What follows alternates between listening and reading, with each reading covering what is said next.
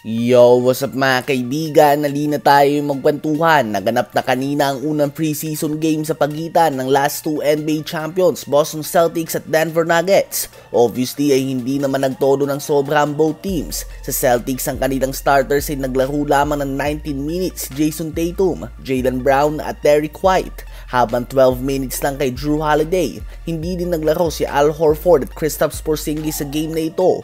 Habang sa Denver Nuggets naman ay 15 minutes para kay Michael Porter Jr., Aaron Gordon at Jamal Murray. 16 minutes kay Nikola Jokic at 13 minutes naman kay Christian Brown. Nakuha ng reigning champions Boston Celtics ang panalo sa score na 107-103. 21 points, 4 rebounds and 6 assists si Peyton Pritchard to lead the way. 12 points, 6 rebounds and 5 assists din si Jason Tatum.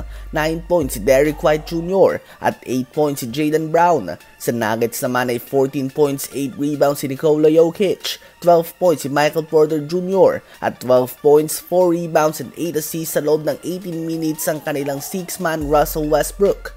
So early observations, halos wala naman pinagkaiba sa Celtics. Same lang nga sila sa last year. Wala naman binago sa kanilang lineup. Subalit sa Denver nga mga kaibigan, so far ay pinabuelo nga nila si Russell Westbrook na patakbuhin ang bench unit. From a half-court set offense sa pinapangunahan ni Jokic, pagpasok nga ni Westbrook ay biglang ang bumilis ang pace ng kanilang team. At so far ay ito nga ang gusto ni Westbrook at agad nga na nag-benefit ang kanyang mga stats. Kung dadamihan nga ang kanyang minuto, easily ay kaya niyang magtala ng 25 points, 10 rebounds and 10 assists triple-double kanina. Ganun pa man ay 3 of 10 pa din nga siya sa field. Surprisingly ay 3 of 6 nga siya sa 3-point line and only 2 turnovers. Both teams ay hindi natin pwedeng husgahan mula sa kanilang unang preseason game. Subalit so far ay positive impact nga ang dala ni Westbrook sa bench ng Nuggets na obviously ay nagkulang sa effort last season.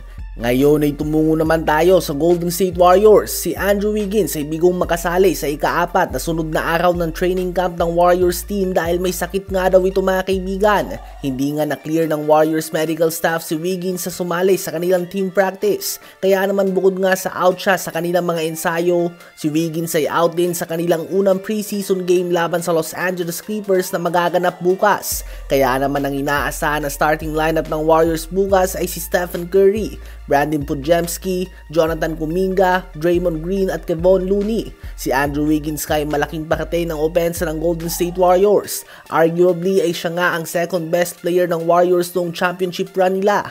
Subalit this past few years ay hindi niya nga magawang manatili sa team. It's either may sakit siya, injury o kaya naman out dahil sa mga personal reasons. Kaya naman from being the second option ng team, ang iba nga ay kinoconsider na si Wiggins sa manggaling na lamang sa bench ng Warriors. Ano ba masasabi nyo tungkol dito?